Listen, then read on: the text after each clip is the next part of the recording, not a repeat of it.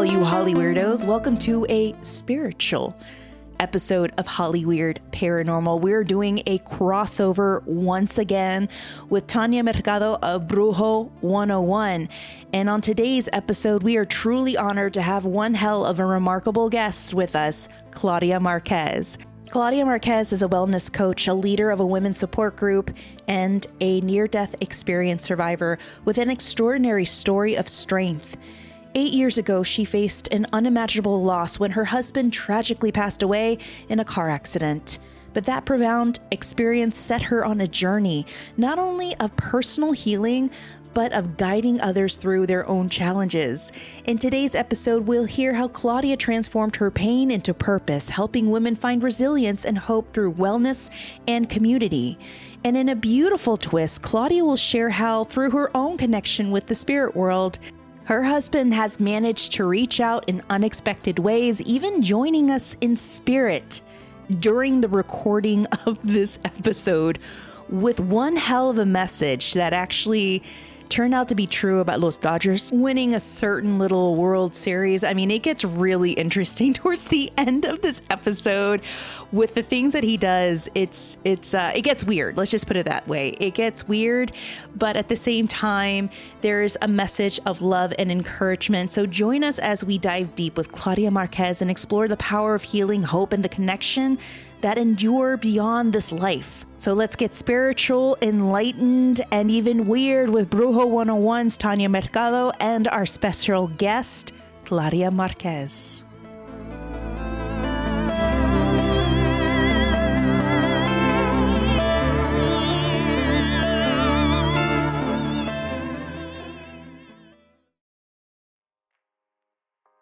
Hey, all you Hollyweirdos.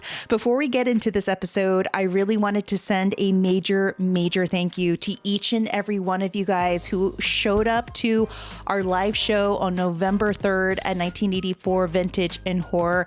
It was such an amazing turnout. I truly felt so much love and support from each and every one of you guys. Thank you so much for your support and for digesting our voices with your ears.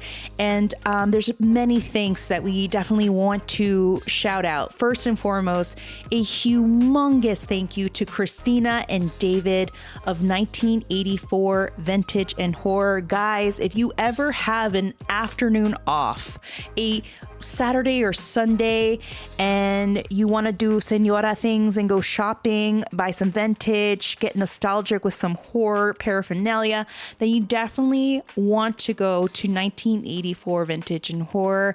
It's in the city of San Fernando. They are open, I want to say, from 11 till 6 on Saturdays and 11 till 5 on Sundays. Throughout the weekdays, their hours of operation are also 11 to 6.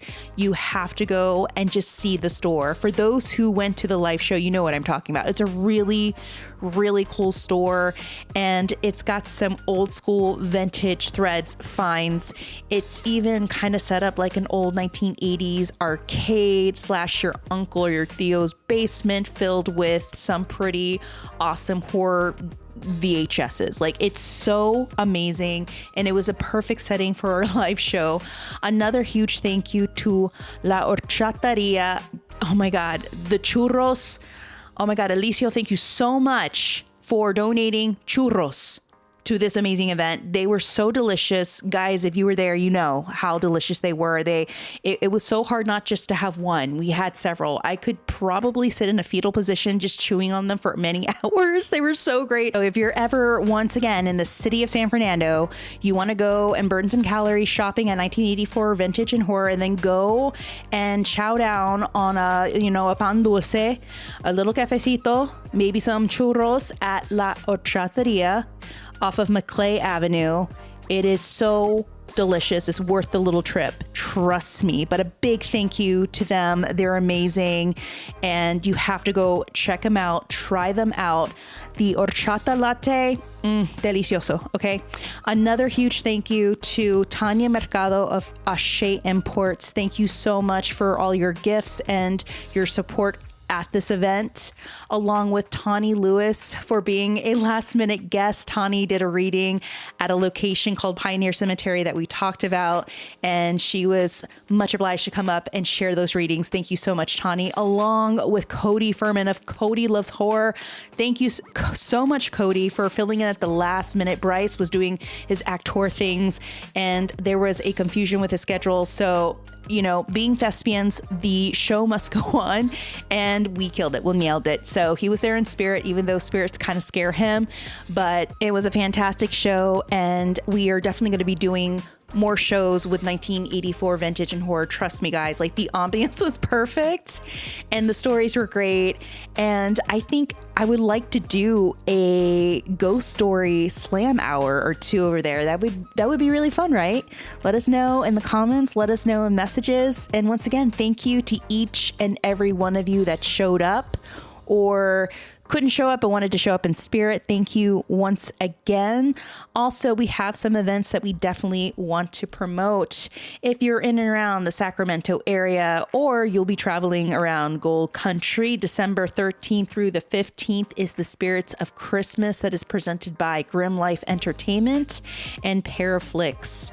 If you want to see some pretty amazing people in the paranormal community, like myself, Tawny Lewis, Ghost Brothers, and even Daryl Martson of Ghost Hunters, Patty Negri, they're all going to be there, and along with some pretty spooky vendors in a very haunted hotel that is near a very haunted town, near some haunted mines, near a haunted courthouse. See, I talked about Jackson before being a very haunted ghost town. It really is. And all of its surrounding neighbors haunted.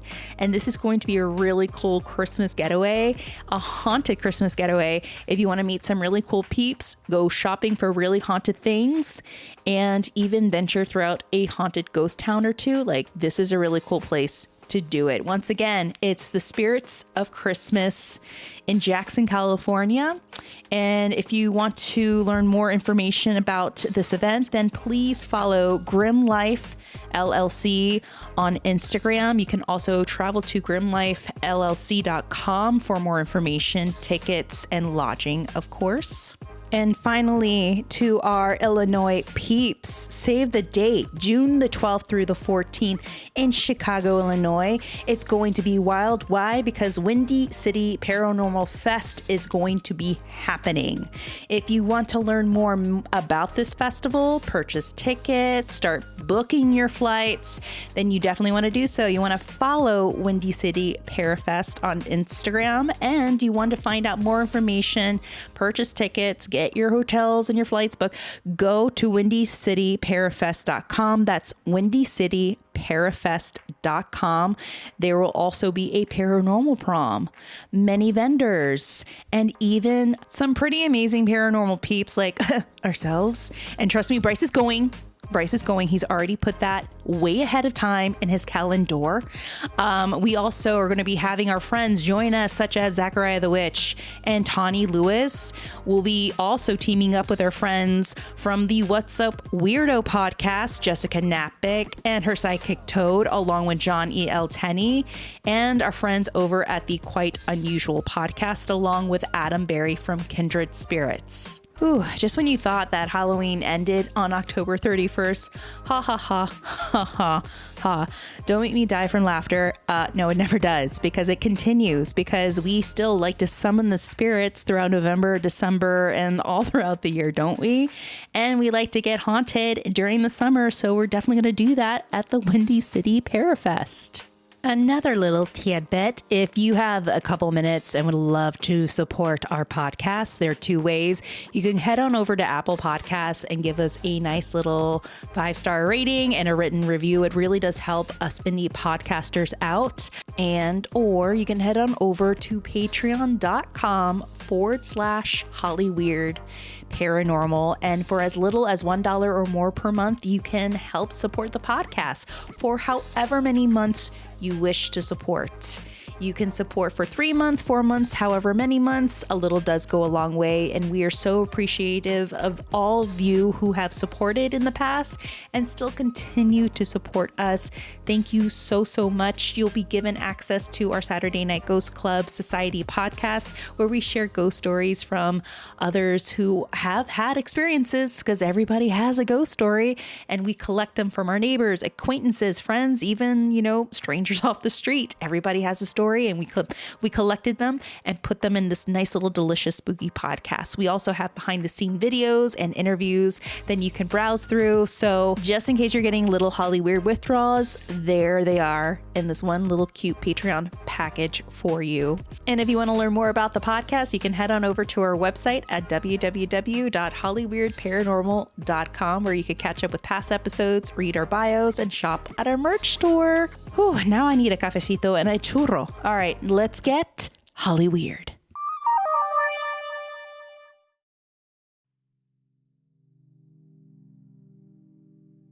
"10 to 20% of people have actually come close to death, or even experienced a life-threatening situation, having a near-death experience, or NDE. In my journey in the paranormal is not just studying whether ghosts exist, but it goes way beyond that.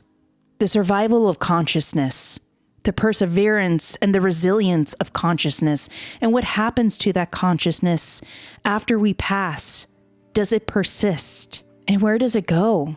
As we take a deeper dive into the studies of the paranormal, we have to learn more about OBEs and NDEs, out-of-body experiences and near-death experiences, and those who survive. Globally, it is estimated that millions of people have experienced NDEs. In the United States alone, researchers believe that around 5% of the population has had an NDE at some point, which would amount to roughly 16 million people. The frequency can vary depending on the population studied and the type of critical event, as well as cultural factors which may influence how people interpret or report such experiences. So what truly is a NDE survivor? Well, they're individuals who have come extremely close to death, often due to life-threatening events such as accidents, serious illness, or medical complications. And during these experiences, many report sensations and even visions that seem to transcend ordinary consciousness, such as a feeling of leaving the body, moving through a tunnel, encountering bright lights, or a big bright light, or even feeling a deep sense of peace. Some NDE survivors also describe seeing loved ones who have passed, experiencing a life review, or even receiving messages of wisdom and reassurance. For many, the near-death experience profoundly shifts their perspective, leading to a greater focus on spiritual growth, compassion, and a purpose in life. These individuals often return with a renewed sense of life's value and a heightened sensitivity to connections between people. While each NDE is unique, survivors often describe a sense of newfound resilience and a desire to help others as a result of their transformative experience, quite like our guest Claudia. Now, what is its connection to the paranormal or supernatural? Survivors often feel a deepened connection to the supernatural due to the extraordinary nature of their experiences. Many report vivid encounters that seem to go beyond ordinary perception, including feeling detached from their bodies, sensing or seeing otherworldly beings, or receiving messages from loved ones who have passed on. These experiences can leave survivors with a profound sense that there is more to existence than the physical world, leading them to explore or believe in a spiritual dimension. Some NDE survivors report gaining abilities or heightened sensitivities such as increased intuition, psychic insights, or a greater capacity for empathy and understanding others. This perceived connection to realms beyond the physical is often described as a strong bond to something beyond. Whether it's termed the spiritual realm, the afterlife, or even the divine. Many survivors find themselves more open to the possibility of life after death, spirit communication, and other metaphysical phenomena. feeling as though they've glimpsed a reality that can't be fully explained by science. Ultimately, the supernatural connection many NDE survivors feel becomes a part of their lives, influencing how they perceive their purpose, relationships, and understanding of life and death. In today's episode, as we sit with Claudia Marquez, we'll learn and take a deeper dive into her connection with spirituality and what she went through after her near-death experience. And those who are from the beyond who come back to let her know that they're still around. And they're always sending her signs, which happened to be the case throughout this entire interview. And you'll hear it. But let's sit down with Claudia Marques.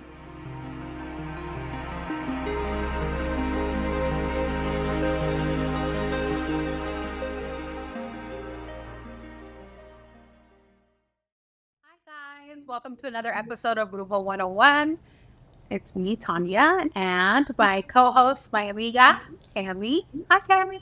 Hello, hello. How are you doing? Doing very well. Just getting over a nasty little bug of a cold. Yeah, the weather. I just breathe again. I just need to breathe and eat solid foods, and I miss it. You're like, let's go. Yeah, I know. And we have a very special guest with us today, which is Carolina Marquez. Hi, you guys. I'm Carolina. Nice to meet everybody, and thank you for having me. Thank you for coming on. So some people know you from being on Revenge Body. Right? Yes. Some people will know you from social media. Yes.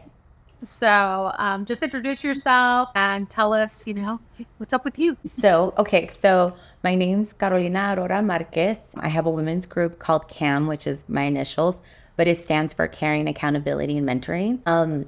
And yes, so I was on a lovely little show about 5 years ago. I can't believe it's been 5 years already, called Chloe's Revenge Body, which was focused on getting revenge on someone where we lost weight, we got trainers, we did the whole kind of like fat boot camp, right?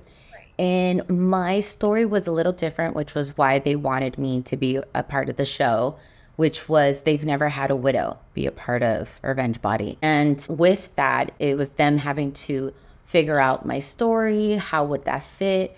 So when I signed the contract, and I'm a firm believer, my angels, Diosito, God and the universe, everything, is that August always seems to be a really, really good month for me. When I tell you I signed the contract in August, so many amazing blessings have happened to me in August that now that I think back, I'm like, man, that's my month, right? That's my blessed month. And when it came to the show, it was probably a few years after losing my high school sweetheart. We were in a really horrible car accident about 8 years ago. And in the car accident, we were hit at 100 hour. I was not wearing my seatbelt. Neither was he. We had just come from a trip in DC where he had never been, and we were super excited. I was excited to show him around. And he was probably a week and a half away from having his birthday, his 31st birthday. And our flight gets delayed. We're leaving DC super late, which originally we were supposed to be home by 11:30. We didn't get home till 1:30, and that's drunk driver hour, unfortunately. And as we're driving home, and my parents, who are my baby boomers, I love them, we when I told them it's okay, we'll get a taxi or something, my dad's like, no, I'm your Mexican Uber, I'll go pick you up, And so, my parents, how loving they are, they come to pick us up. And when I tell you, again, everything, as hurtful as it may be at the moment, everything happens for a reason. I'm about to get in the car, and I was very different. I was very selfish back then. I wouldn't think about others. And when I would get in a car, I would never scoot over, right? I would always just sit. And so I had such a great weekend with Andres. You talk about, everything was going perfect. We got our room at 8 a.m. Everything you can imagine was just aligned. And when it was time for us to get into the car that my parents picked us up, I scooted over this time. I remembered, right? I wasn't being selfish. And he comes around to the car and he goes, Caro, move. And I'm like, no, it's okay. I'm already here. I'm sitting behind. So I was sitting behind my dad. And he's like, move, you're not supposed to sit there. And I'm like, okay. And he was kind of like upset, and I didn't want to bother. Like, when I tell you guys we had such a good trip, like no peleamos, like we were just like really good, right? I was like, okay, I don't want to fight. I'm gonna listen to him. I'm gonna move over. So I move over, and now I'm sitting behind my mom. We're driving home from LAX. I'm telling you, maybe 2-3 miles away from being home. We're driving home, and about 20 minutes into the car ride, Andres looks at me and he goes, honey, I'm tired. And I said, go to bed. I said, go to bed. I'll wake you up as soon as we get to the house. Duérmete. And he's like, okay. And that boy could sleep like anywhere like that, right? And so we're driving home. We're about 2-3 miles away from our exit on the 605, and we get hit at 121 miles per hour. The way that they hit the car was like a perfect bomb. The driver hit us at the gas and the battery. We were in a Prius, so we were like in a tiny car. We were in a Prius, and the car goes off, and it pretty much we're on fire immediately, and it spins, and then it hits the rail. And when I tell you that I've had detectives, doctors who have worked for over 25 years, the detectives had been on the force for about 30 years, both tell me like, I have no idea how you're around, because I've seen cases with less speed, bigger cars, more safety, and they all die. And the crazy part is that when we got hit, I remember hitting my head against the car door or the panel. And mind you, we don't have seatbelts on, right? I hit my head, but for whatever reason, my angels, my spirit guides, I didn't fall asleep. And typically that's what happens in car accidents, is that people pass away because they fall asleep, they pass out, the gases, and then the fire, right? So we had the fire. So I remember sitting there burning alive for like at least 10 seconds and just feeling all the fire around me and being like, I'm burning. And I'm looking over at Andres, and he's hunched over like asleep. He just looks like he's asleep. I'm looking at my dad, and he's hunched over, and then I just see my mom like just there, right? And all of a sudden I hear this voice, and this voice goes, Gato, get out of the car. And I'm just like, whoa, where did that come from? And then I hear it again, Gato, get out of the fucking car. And I'm just like, okay, adrenaline starts running. I'm like fight or flight, and I start banging the door because I couldn't open it. I start banging the door, and I break the door. I fall out. I fall on the floor, and I look up, and I can see my mom burning. And I just run back, and I'm like pulling her out, right? So I pull her out, run back. I'm going for my dad. And mind you, this whole time, like when I tell you years later, the thought process of like, man, I must be a shitty wife that I didn't go for my husband. That thought was there after the accident, about like 2 weeks when I was planning the funeral, because I go for my dad. I'm pulling him out, who sees me and is helping me, helps me get my dad out of the car. We get him out. I'm running back, and now I'm running for Andres, right? The car is completely engulfed at this time, and I'm banging on the back of the window, and I'm reaching my hand in to try to like pull him, right? Because I was trying to break it. And this guy talks to me, and he goes, who's in the car? Like, who else is in the car? And he has like one of those pumps to like when your tire goes off, you have to like lift the car up. I forget what they're called. Like, it's like a jack. Is it like a jack? A jack. Yeah. So he has one in his hands, and he's like, who else is in the car? And I said, I look at him, and I'm like, my husband. And I'm still trying to like break the window. And when he says that, he drops the jack, and he just takes off. Well, that was the guy who hit us. So I spoke to him, and when I tell you, when the firemen came, like quick, it was almost like they threw like a bomb to just extinguish the whole fire, like within seconds. And I'll never forget the fireman. It's such a kind person. I don't know who he is, but I hope he hears this one day. But he grabbed me, and he's like, Carolina, where's your husband? And I'm like, he's in the car. And he holds me tighter, and he goes, I'm so sorry, he's passed away. And when I tell you, I started to fight him to like, no. But they wouldn't let me get to the car. They were starting to cover the car. And I'm just like, no, this can't be true. Like, let me go. So I'm pushing this poor fireman who's just trying to hold me. He lets go of me. And when I tell you, I ran up and down that 605 freeway como una loquita.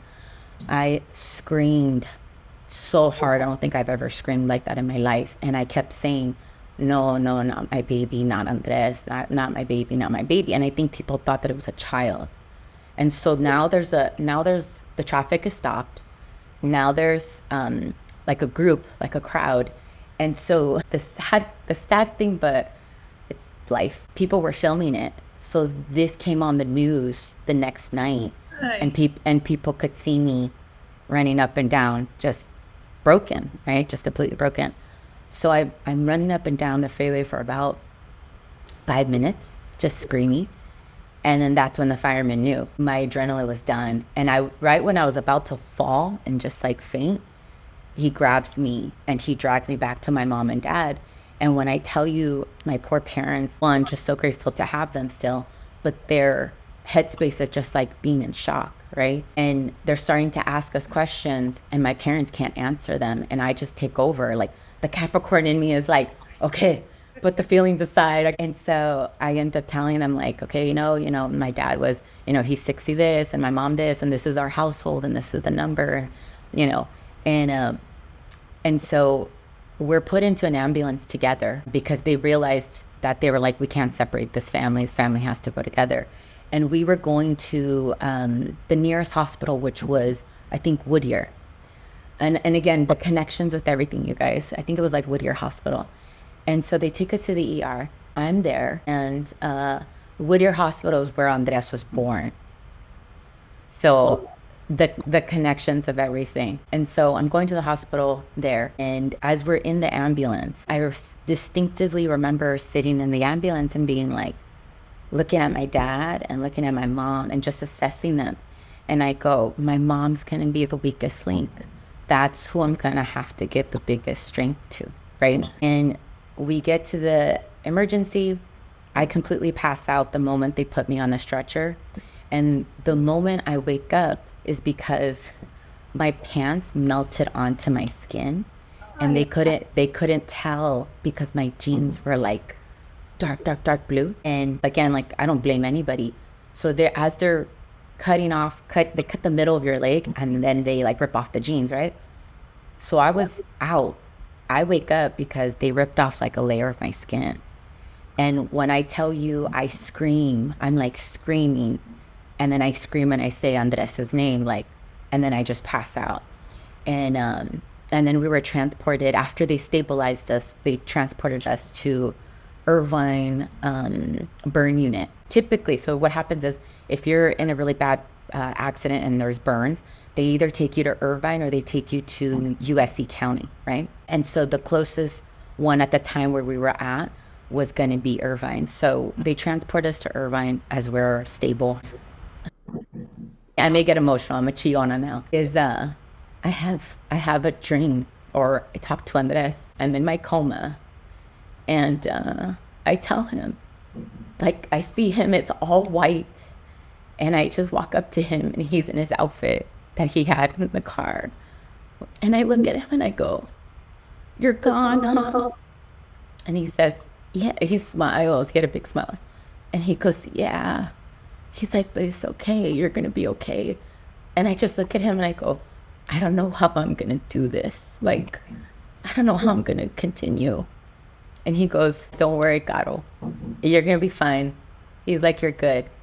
And then I wake up because the tubing that they put in me, I had started to choke on it.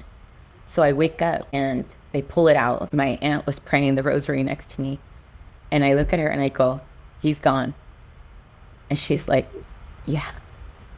And I immediately go, "Okay, I have to plan a funeral."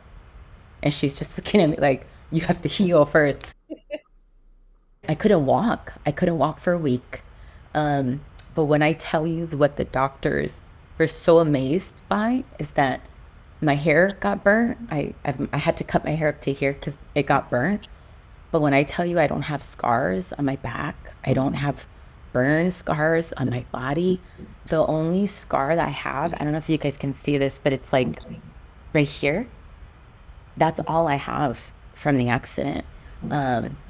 Where the doctors are like, I don't know how this happened, but they're like, it's almost like somebody did this to you to protect you from the fire. He's like, because I know you were burning your clothes. There was damage to your clothes, your hair, everything. And the bigger question that they couldn't understand is that they're like, I don't know how you stayed awake. I even had the CHP officer come to me during the week when I was there, and he goes, Carolina, off the record.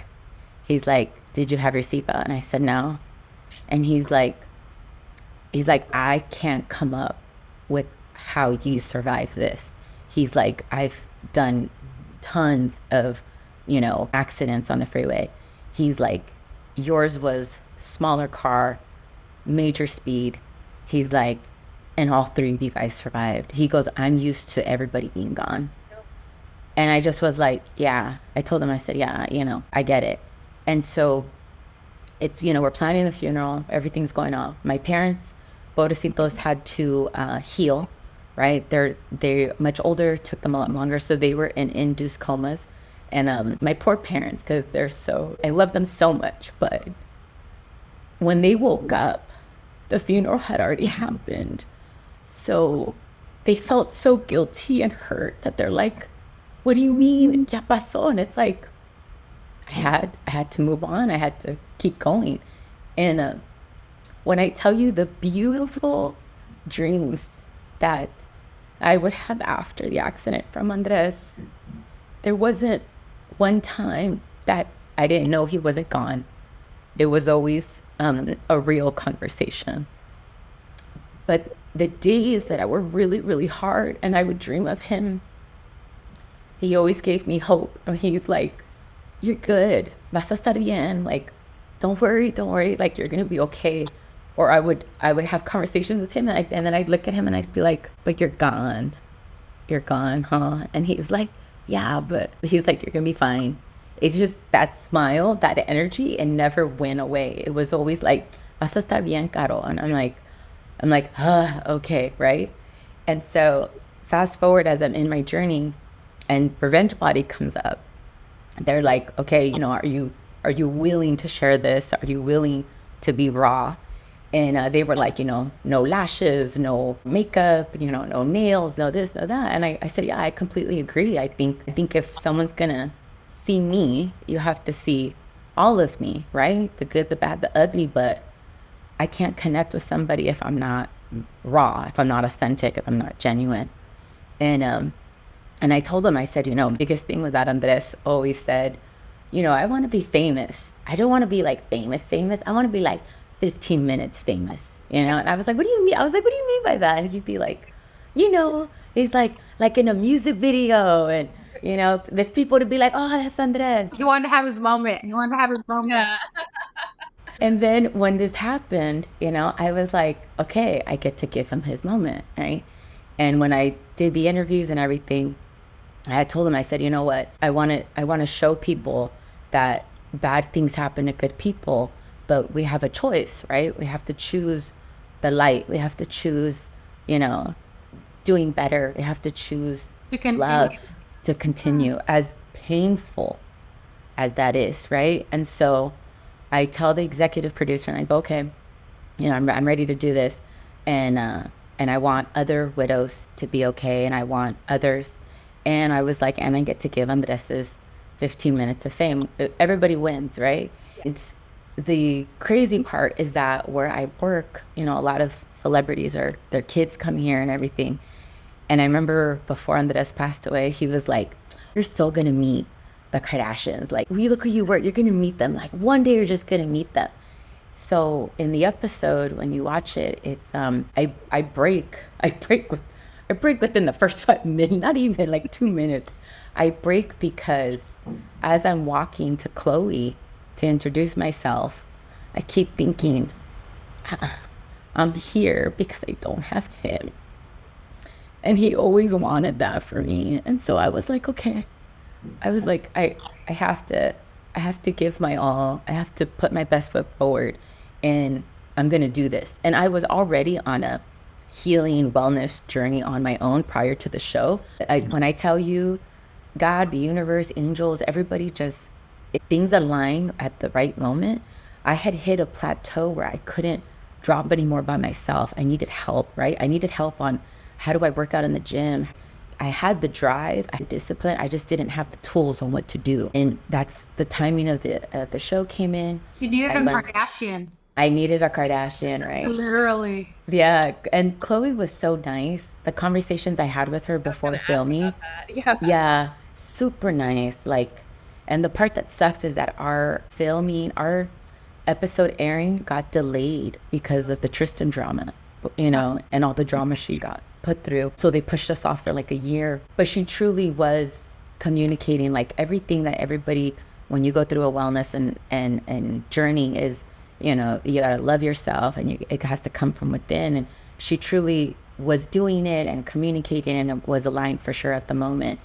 And so the interesting thing about my episode is that they threw a twist because I was so good at listening and paying attention and doing my job and all of that. I was dropping weight, but I didn't give them drama. So they're like, okay, we got to get drama from this girl, right? Oh, do something, girl. Do something. They're like, where's the toxica in you?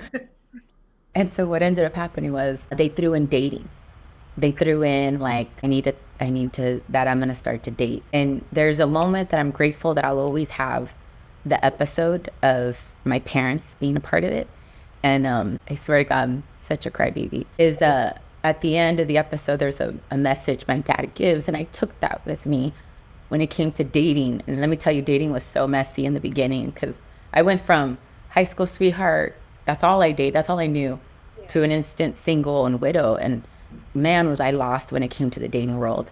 And my dad had said, you know, we'll support you on whatever you want to do, but, you know, the person who comes into your life has to not only respect you, but they have to respect Andres. And that was so hard to find in LA, in Miami, you know, in Miami, LA. I was like, oh man, I'm dating the wrong people. But he was so right. You know what I mean? He was so right. And when I tell you, when it comes to my angels and my, you know, my guides, my grandparents, I always tap into them when there's a big decision or when I'm lost or when I just need some guidance from them. But being spiritual, they're people, when they go through any type of journey, right? It doesn't have to be weight loss. There truly is that mind, body, soul. And then you start to see who you align with, that you're like, oh, you get it too, because you understand it takes the alignment, you know, it takes the everything coming together, because life is crazy, life is hard, but we all have a choice. And the choice is, are we going to choose gratitude when we wake up, or are we going to choose to complain about all the blessings we have because it's not the level or what we think we're at? And you know, and again, we're all human. I know there's times that before I would look on social media and be so envious, and then I realized, why am I following these accounts if like I don't feel good, you know? And I tell people too, like, look, for me, if my account doesn't make you feel good, mute me. It's okay. My feelings won't be hurt, but there's that peace that you have to find, and we are all responsible for our own peace. But almost dying has really, and I'll make you laugh, I don't think I realized it, that I think I was so focused on, I was so focused on the heartbreak and losing Andres. And when my parents were healing, I don't have kids, but my intuition taught me that in order for my mom and dad to heal, they had to see me okay, right? And I knew that I had to put up the front for many years to give them strength so that they could heal, so that they could be okay. And I would take care of me later. But that was what I understood. My mom got really sad and depressed after losing Andres. That was like a child to her. We grew up together since we were kids. And so for her, she kind of took the widow route. So it was really hard. And so when it came to my parents, it was just kind of like, okay, little by little, we have to figure this out. I have to choose to find a way. But not until COVID hit was where I really had to sit with my feelings, and feelings that I didn't deal with, because that all came out, was, wow, you were in the accident too. And it was that, wait a minute, I almost died. And, you know, the detective always comes back to my mind, because after the guy who hit us got put in jail, 8 months later, it was literally him who said, Carolina, you are here on this earth for a reason. He's like, I've seen accidents all the time and I'll never forget your guys' case. He's like, that has stayed with me for forever. He's like, I need you to understand that you're here to do big things. And I just was like, okay, like I'm understanding the assignment. I have to work on me to be a better person to give, because if I'm not okay, I can't give, you know? And so I started to little by little be more about like, okay, me, I have to figure this out. I have to figure this person out. And, but it was always the conversations of like, you know what? And the gratitude that always hits me every day is like, I woke up today, somebody else didn't. Like already that sets the tone for me where I'm just like, you know what? Today's going to be a good day. Like I know there's hectic meetings and schedules and this and that, but you know what? I woke up today and I know what it's like when you know someone very closely who doesn't, you know, and then I think about like, man, I get to call my mom and dad still. Like I tap into those type of gratitudes where like the Carolina before the accident was very negative, was very judgmental, was very pessimistic, I just wasn't who I am today. But I had to lose Andres, unfortunately, in order to become the Carolina I am today, because I had to make that decision of he's not going to pass away in vain. And, you know, there's a purpose here. There's a reason why I'm here, to be able to 8 years still talk about him and share how good he was as a person.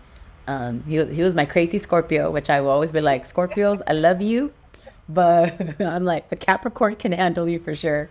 But then also the perception and the perspective of, I truly, truly love telling people my age, because it's a blessing that I get to turn that age. And I don't see it as a negative thing. I see it as, man, it's a blessing that I get to be 40 this December willingly, that I get to be that age, because Andres didn't get to see 31. And that will always stick with me when it comes to aging, or when I have that conversation. People who usually have these experiences, what happens is they typically go very negative and hate God, right? They're upset with God, or they go super Bible thumper and they're all about Jesus and all of that.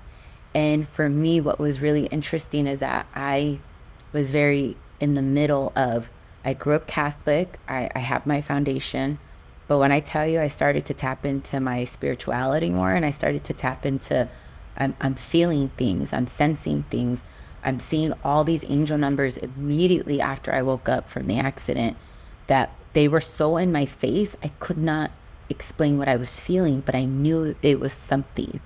And when I Googled it, I was like, oh my God, I'm having an awakening. What's an awakening? Like, what is that, right? Yeah. And then I started to do more reading on it, and I was like, oh, I really need to hone in on this, and I really need to tap into why I'm feeling this. But again, just being able to share Andres' story, my story, how important it is to just love yourself and to surround yourself with the right people who are going to, you know, emphasize and improve that environment and support you on loving yourself more. But the reality is that we are all really connected. Did you think before the accident, did it even like cross your mind, like, is there heaven? Is there spirits? Did you ever, was that something even in your like peripheral, and that, or was it something that? What's interesting is that, that's such a good question. Because I grew up with such the heavy Catholic foundation, I knew that there was a hell, right? Like, And if you don't ask right, you going. yeah, like, you know, like, because Catholicism is that, right? But Catholicism is a vengeful God. it's just crazy. When I always knew that, and I always knew, because like, you know, heaven, because growing up it was always heaven or hell. This spirituality, it was, I will tell you this, I didn't have the awareness, but when I tell you that Andres did years before me, and I just supported it, I didn't understand it, right? I didn't understand it. And then It's still, my husband's a Capricorn. He still doesn't understand why I do the things. right? You know what it is? It's because if you do that, you have to feel. Yeah. If you do that, you have to feel. And we Is that are, what it is? We are so bad at, we're so bad at emotions. We're gonna cry with you. We're gonna cry with you by ourselves in the room. Like, Yeah. no one see it Also, because you have to relinquish a lot of power, right? If you yes, start believing in things that you can't physically touch, yes. you're relinquishing. My husband's a Capricorn. Oh no, wait, you guys all have Capricorns. Yeah, we're pretty, and we're hard workers. I mean, that was the problem You I had. guys are great. You guys are like very hardworking, Driven. We're super driven. very driven. Yes, But the spiritual thing is very, I No. think it's like coward. I think it's, but you know, in my husband's case, right? Like we've been married 7 years in in a couple weeks. And I mean, he was very, when we got married, I was like, look, I'm a santera. I'm a die a santera. I don't know what's going to happen with you, but this is what happened with me. And he was like, all right, I don't care. And he's raised very Catholic. His mother's very Catholic. And then like a few years ago, he started to like do little things that were like spiritual. So then, of course, I'm an Aries. I pick on him. I'm like, well, now you do that. Now it's good. Now, but he's like, I just want to do it on my own time. Okay. So maybe you had to do it on your own time. No, you're right. You're right. It was when I tell you like the gifts that Andres left me after, right? And unfortunately, biggest thing Andres would always tell me was he grew up very poor. Andres came from a very poor family and not a lot of support. So like when I tell you, when my parents saw that he was going to be my future, my mom and dad were like, okay, colegio, we'll help you. Like, we're here for you, He'd always say, Caro, you have to find the beauty in every situation, something, right? And when I lost him, I was like, man, am I ever going to find what the beauty is? Like, I was in so much pain. I was so broken that it wasn't until years later when I had another widow reach out and I just shared with her how I handled things and how it's okay to everybody to handle things differently, And then a year after that, she just sends me a message saying like, you helped me. You helped me come out of this dark place. Watching you on social media gives me hope. For me to fall in love again, like just things where I was like, man, like, that's the beauty in my situation is that, I truly believe in showing up as I am myself. I really try really hard. I want to be coming off where I don't hide anything. I'm very transparent, whether, look, I broke out, whether I break out or not. Like, you know what I mean? It is what it is. Like, I just want people to know it's okay. It's okay sometimes to not be okay. And being the Capricorn that I was before, I was very stubborn in I got this. And my problem was I was very good at being busy and numbing myself with work that now, falling in love again, which I was not looking for, and being in a safe space. And I can totally say proudly that I'm in my soft era, which is why I'm able to feel so much more. And I'm able to cry like on the spot, because of, the husband that I have now who allowed me to be a mess and was very patient with me and was mature enough to understand that there was, that Andres was part of my life and there's no forgetting it. The biggest thing that happened when we first started dating was one time we were at my house and we're hanging out and I live in the house that I had with Andres. And he was like, honey, did you and Andres ever cook? Because Jonathan loves to cook. So he's like, did you and Andres ever cook? Is there a story that you have? And when he said that, probably 2 months into dating, I sat there and I was like, I've never been here.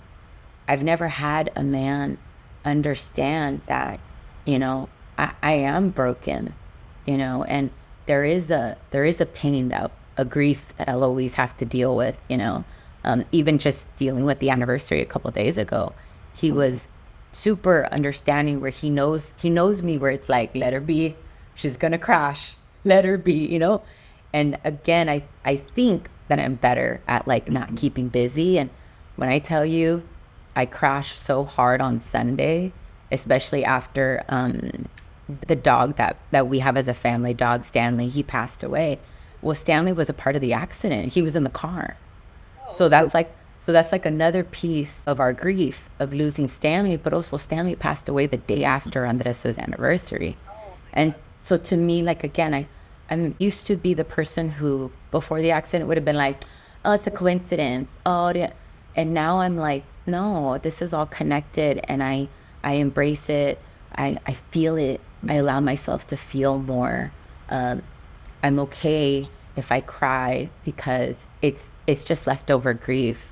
And when I tell you that Jonathan is just so good to me and I'm so grateful for him, not only again for the patience, but the way he loves me, and I'm there's days I'm a mess, and I don't feel guilty for it, and he's just so kind, and I'm working on being a better wife, and I'm working on being a better person, because it was hard to go from single girl to all of a sudden committed. I was like, wait, I gotta tell you where I'm at now. Like, wait a minute. Like, what is this? What is this commitment? I don't want it, I think it's like interesting that you say that like you wouldn't cry before. I used to be, and I'm trying to like consciously do this now, because I would subconsciously, when people would cry, I would tell them, oh, don't cry. When I do readings and people cry, Yeah. 90% of people cry or more. Yeah. And I used to be like, oh, don't cry. I don't want to make you cry. And then one day I was like, no, we don't need to cry.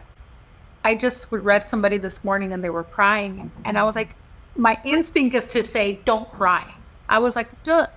I said, you know what? Just keep crying. I'm going to get you a Kleenex. And she like looked at me and I was like, maybe you just have to cry. Culture too. We're told like, don't cry, right? No llores. No seas llorona. Yes. Like, but I think that like sometimes you need to cry. Like, Yeah. sometimes crying is the only thing that's going to make you feel better. Oh, yeah. Getting Right. it all out. Yeah. Yeah. And again, right, being in my late 30s, going to be 40 soon, I'm learning how healing that is. Yeah. Right? And something as simple as holding a space for somebody. Like you guys hold space for people like me and all walks of life, where we get to have emotions with you guys. There's a lot of people that can't do that. Yeah. You know what I mean? And tapping into the compassionate side that I'll make you guys laugh. In my master's program at USC, we had to do an emotional intelligence test. Girls, I thought I was like, yeah, I totally nailed this. My professor, who's my mentor now, he's like, and he knew what to say because he knew I could take it, right? Like he knew I wasn't gonna cry. He's like, okay, so here are the results. Didn't say anybody's results but mine. He was like, so I just want to share, who do you guys think got the lowest emotional intelligence in the class, right? I'm with like officers, like political people that were like city holders, whatever. They're like, And I'm just like, oh, I nailed this. I'm good. The Capricorn, right? Oh, I got it. Dude, straight up, he goes, Carolina, you got the lowest score. And I was like, what? I was like, oh. You're like, let me take it again. Let me take it again. you're like, I gotta take it. No, there's something wrong. Dude, talk about not getting the assignment right. Like, failed hard, okay? And I remember being like, I have emotional intelligence. Dude, no, I didn't. And now looking back, I'm like, man, the importance of having emotional intelligence, even with my team. Like, I'm very in tune to where, I check in on them as people first, right? The work will always be there, but like, how are you today? What is there anything I can help? That if you're going through something, what can I take off your plate to make sure you're okay? Where that's made me a better boss, that's made me a better daughter, sister, friend, wife, like, because I've learned. But again, I'm a firm believer, I have to learn by failing. And I think for me with social media, I'm okay sharing when I fail. I'm okay, especially when I realize it. I share with people like, look, I messed up. I failed at this, because social media is fake and a lot of people are not going to put the struggles on there, which I really wish they would, because when I have conversations with my moms from CAM, I love learning so much about it's okay to not be like 100% like house is clean, food is cooked, you look sexy for your man. Like, that was the old way of thinking of like, cuando te casas, that's what you're expected, right?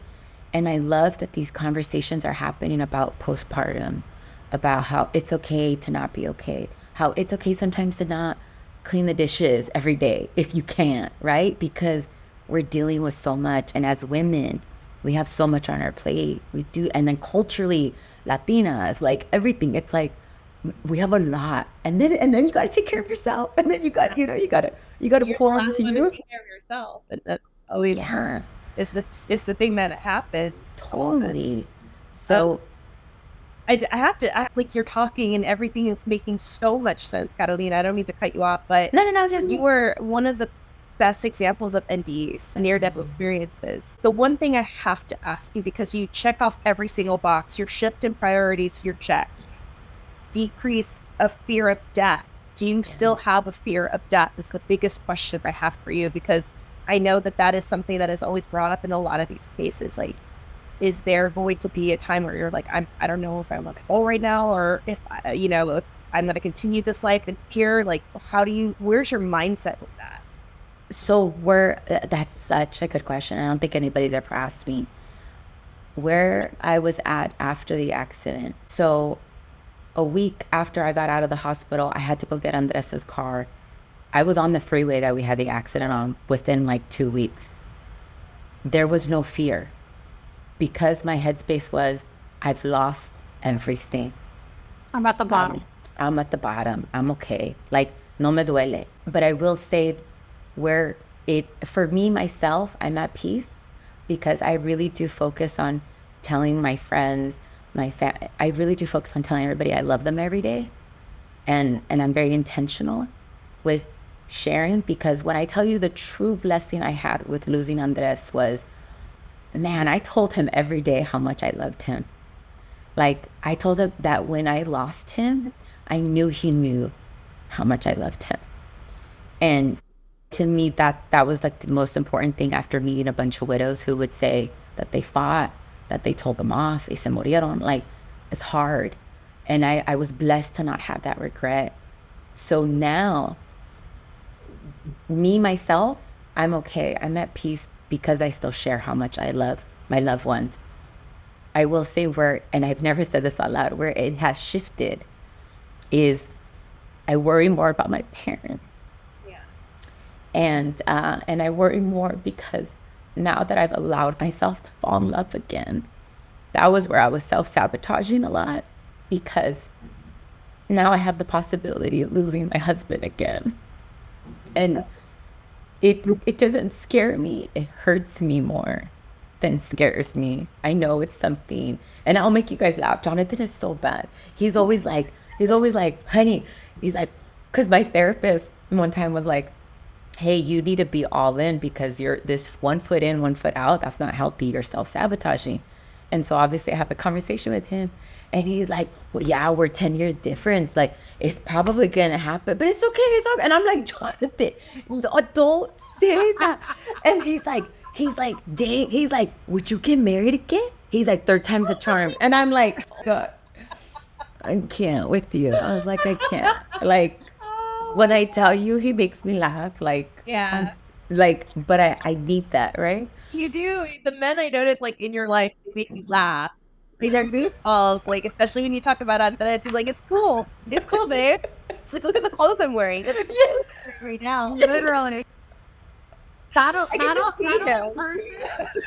person is the same person she is here. Like, she'll be crying, and then she'll tell me, I'm gonna make you laugh. I'm like, yeah. I'm like, okay. Like, yeah. I think that's like laughing is a good coping mechanism, right? And it's good medicine, right? Totally agree. Bad things happen. Sense of purpose and your psychological pages are definitely like very much out there for the world to see. And it's really cool to see how like your journey still continues to evolve and still continues, and that is something I've always shifted my studies to, like, out-of-body experiences and near-death experiences. And it's just so enlightening to talk to you about your experiences, because everything I read about NDEs and what they've gone through, it's like you are pretty much a really good example of that. And you still continue to be and be so open about it. And the spirituality concept too is another thing. Big spiritual awakening that always happens. Yeah. Yeah. It's like, you're just like, when I talk to you, you're just so at peace. You're like, it's going to happen. Like, there's no such things as coincidences. No. Just synchronicities. And that's been like your case ever since. It's like everything has been perfectly synchronized, and you're still on that path. I thank you. No, thank you so much for saying that. And again, I bring this up, but as a Capricorn, it's really my struggle over the years has been I'm not good with compliments. I'm very awkward. And so I'm working on being better, on saying thank you and not brushing them off, right? I'm the same way, and I'm not a Capricorn, but I get it. I get it. But you also want to know something too that I just pulled up. August, the month of August, is a lucky month for many people. I don't know if you have like a Leo or Virgo in your astrological charts. Oh, But I do. I have like a Leo, I think like a Leo stellium or something in my birth chart where every time I get a birth chart reading, they Yeah. always tell me that I have the same thing that Kim Kardashian has in her Leo. And I'm like, I don't know what that means, but I'll go with it. Yeah, but I like it. I'm like, okay. In numerology and astrological explanations, August carries vibrance, expansive abundance, and energy. And I'd be it's totally for those who are Leo, has any sign of the Leo, whether you're Leo, Sun, Moon, Rising, or Virgo in any of your houses, like that makes a lot of sense. Like when you brought up August, it is a time for a lot of abundance. I get that too. I'm Cancer Leo, and I'm like, okay, so it seems to be like a month that a lot of great things happen too, and maybe not so great things, but better things come out of it. So Yes. Yes. And all my best friends are Leos. yeah, All of them. All of them are Leo. When I tell you a Leo and I, we just like, it's easy. It's easy. No drama. Super supportive with each other. Yeah, I'm telling you. So the career that I have right now, the executive career I have right now, 15 years, August was when I signed the contract. I signed Chloe in August. Andres and I decided to get married in August about, gosh, 16 years ago, or yeah, probably years ago. And then it was J-Lo was on my Instagram in August giving me the head. I was on my J-Lo abs journey, and she went on. It was right when Reels became a thing on Instagram. No one was doing Reels. I tagged her. She showed up. I was like in super tears. I met Jonathan in August. I think I want to say, well, I got COVID. I think I want to say, did we get COVID in August? No, we got COVID in Virgo. So that's a different one. get that out of the way. But August has always been such a month that I usually just pay attention to, and I always try to let go of control and to just flow, because I pick up on when I'm trying to force things or I'm holding on to things, and I have to remind myself like I don't have control of everything. The only thing I have control of is me, and sometimes I just have to flow in order to let better things come my way, or opportunities, or but yeah, when I tell you that August has just always been such a beautiful blessing for me, and I always tap into that or around that time. Leo season for sure. Yeah, for sure. So, but thank you for sharing that, because I never knew that what you just said was something that existed. You had something like August. There's something there in numerology. I'm like, I have to pull it up. I know there's a connection there too. And I'm an 8, and I'm an 8th path or 8 life path or something.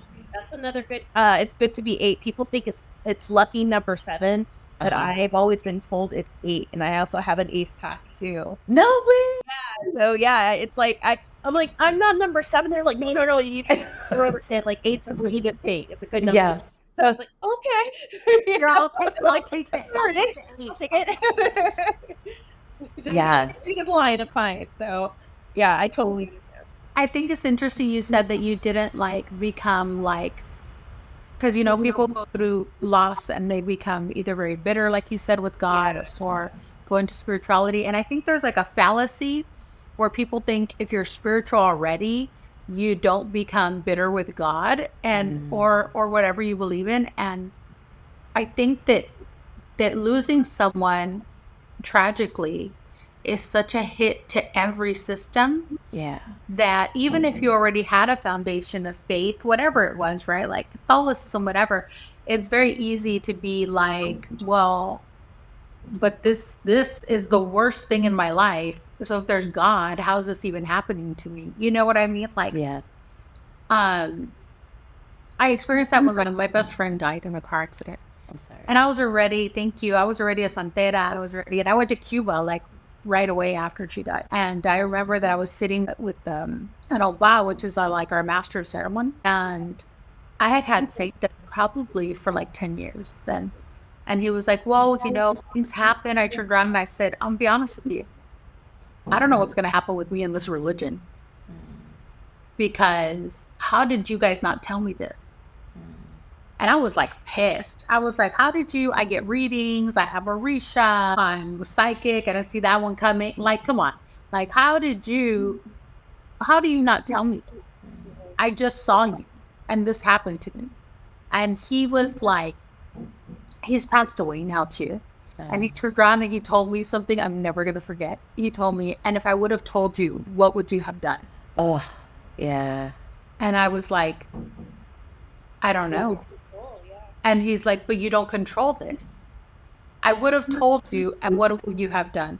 And I was like, well, I would have flown her back to LA because she died in Chicago. He's like, okay. And then she flew back to Chicago and then she died anyway. Yeah. And I was like, and he's like, you are not in control. And this is not a slap in the face to you. This is not something being done to you. Yeah. This is something that was already written and it had to happen this way.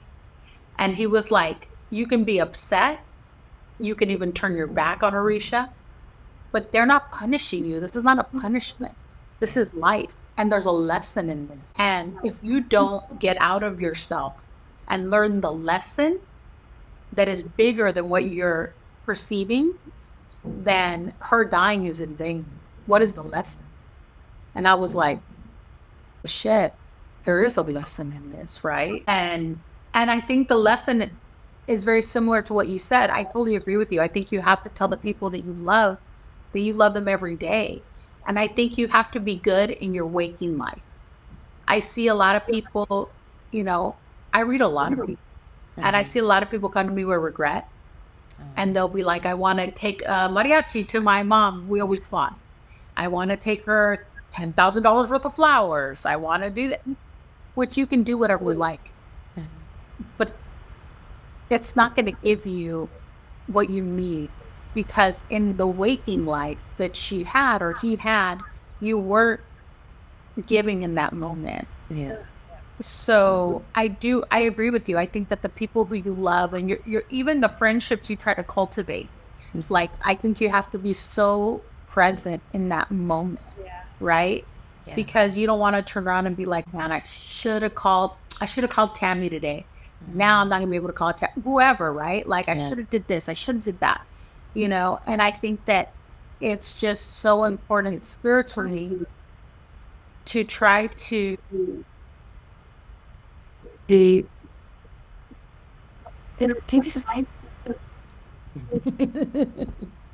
like share those emotions with people, right? Like I was thinking of you and I want to tell you, because I do think that everybody has issues, right? Like everybody, we all have problems. Yeah, we all go through something. Yeah, we all have situations that find solutions. But I think that if you're conscious and people will ask me like, what's the biggest thing to being spiritual? Like, Martin was here, he'd be like, limpia me. But really, you have to live in gratitude.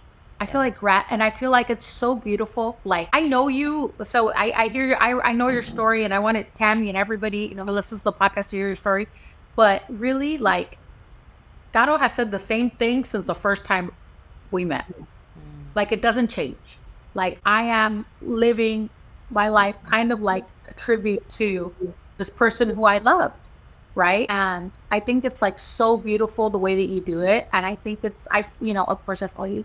And I think it's so beautiful the way that your like your new husband is like, so like, all right, well, let's go. Is he cool with us being here? All right, tell him okay. And and very, you know what I mean? So because that's a testament to the love that he has for you, right? Like this is a big part of your life and I'm a big part of your life. And it's not a competition. It's it's cohesive, right? Yeah. But, I mean, I think it's awesome. I think that people who try to live their spiritual life in gratitude are going to find the release that they need for things that burden them faster. And also find your circle, right? Like, which is what you're doing with your whole group, your women's group, you know, because I'm on their thread. So I see the text messages they send each other. And sometimes I'm just reading it. I'm like, man, these chicks really pump each other up, aren't they? You know, I'm like reading it. I'm like, okay, girl, that's good. Yeah. I'm like, she's Mosa right there reading everything. And you put her in the group. I'm like, this group. But I think it's great. I think that like definitely life is a circle and you meet who you're supposed to meet. And I think it's just amazing everything you've been through and how you still continue to strive to have a positive outlook and live your life as an example. That's awesome. Like, that's awesome. Thank And you. you're probably totally uncomfortable because you hate compliments. So this is like, I do. like, stop. I'm gonna hide in the drink. No, thank you. Thank you so much for saying all of that. You know, my biggest thing with the women's group is I just want to give back, you know, because I was in a place where I didn't know how to make new friends with the mindset that I had. And the closest I could get to that type of circle was Malibu, and that was far. You know, I'm a girl from El Monte. I was born and raised there, and I want to give back to my community. And it's not about money. It's about what can I do to give back to these women and expose them to things that I've been blessed with and I've been exposed with that can help my community. The biggest thing that shifted for me when it came to my mindset was that it's not that my parents didn't, I just don't think they knew. I don't think they knew how to tell me I was limitless, right? I think they were just in survival mode, pobrecitos, 4 kids and new to the country, and you know what I mean? Like, it's just different. But when I had my mentor tell me in like my most broken like moment and tell me like, you get to be whoever you want to be. I need you to start being open and thinking of how limitless you are. Don't put, this is the one that always stuck with me. Don't be your first no. Don't be your first no. And when he told me that, I was like, I am always my first no because I'm scared to fail. And that's when I started to adopt you know what? It's okay to fail. You know what? Then I can fail 5,000 times. One of these times it's going to hit. One of these times it's going to happen. And when I tell you the mindset that Jonathan has, and when we met, it was just so nice that a man had gone through his own healing, his own journey before me, right? But also the like, let's just try it. Let's just do it. Sometimes his ideas are a little too out there. And I'm like, girl, sir, I'm like, what you doing, you know? But the creativity, he's a Gemini. So the creativity that comes out of him, I'm like, okay, Yeah. why not? Why not? Let's try, right? Yeah. I'm like, okay, let's try, you know? You still live in the house that you lived in with Andres? I do. Yeah. You know, everybody's going to ask you if your house is haunted. Oh, yeah. So, I was gonna ask that, but I was gonna ask it like, has Andres like sent you little signs like Yes. he used? yes. Yes. What I love is that Andres was very present after the accidents. When I tell you, I got signs left and right. I got the smell of his cologne. I would wake up when I would cry really hard for him one night. I would wake up feeling him hugging me. Like I could feel it. And I want to say probably the first couple of times that Jonathan would visit, Andres was very good at speaking to me through the speaker. So like he'll have the speaker go off like at 2:00 in the morning out of nowhere, you know, and it'd be like, "Hi, this is Google," da, da, da, you know, and I'm like, I didn't say anything. So he did that for a while, but Jonathan just being how good he is, and I'm telling you, I just adore that man. There were every time that it would go off, Jonathan would always respectfully be like, "Hey, Andres, hi, you know, we're here, and you know, thanks for saying hi." You know, and then I started to notice the energy shift.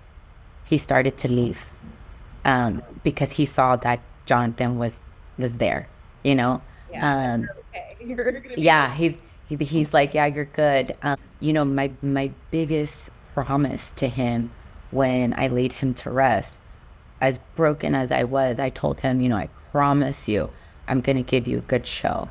I'm gonna live life to the fullest. I'm gonna drink big. And I'm telling you, like, I was tears and dropping roses into his casket as they were lowering him. But I said, I promise I'm not gonna be basic. Like, I'm gonna go hard, you know? And I'm truly grateful. When I visited him a couple of days ago, I always update him on my novela, and I'm like, you know, this happened and this happened, and I told him, like, you know, I'm still gonna give you a good show, and thank you for always protecting me, taking care of me. There were times, you guys, that I would be driving home super late, and by the way, and I still have, and the irony, I'm actually going to be getting a new car, so I still have the car that was Andres's. So that's going to be another part of that chapter leaving, is I would be in his car driving home super late after hanging out with girlfriends and stuff. There were times that I should have been in another accident or a close call. I can't even explain to you how the car would either maneuver differently without me doing anything. Like, I could feel it. I could feel the car's switch on its own, or the brake being stepped on with, like, when I'm behind the brake, like the brake's already down and I'm behind it. Like, I'm a delay, right? So many times that he protected me. Can I just say something, Carol? Every time he talked about Andres, there's a glitch on Riverside that I've never. He's saying hi, girl. He wants his 15 minutes. He's like, I'm here, and these are my. We're already talking about him. But when you first started, there was a glitch where your voice changed. Oh.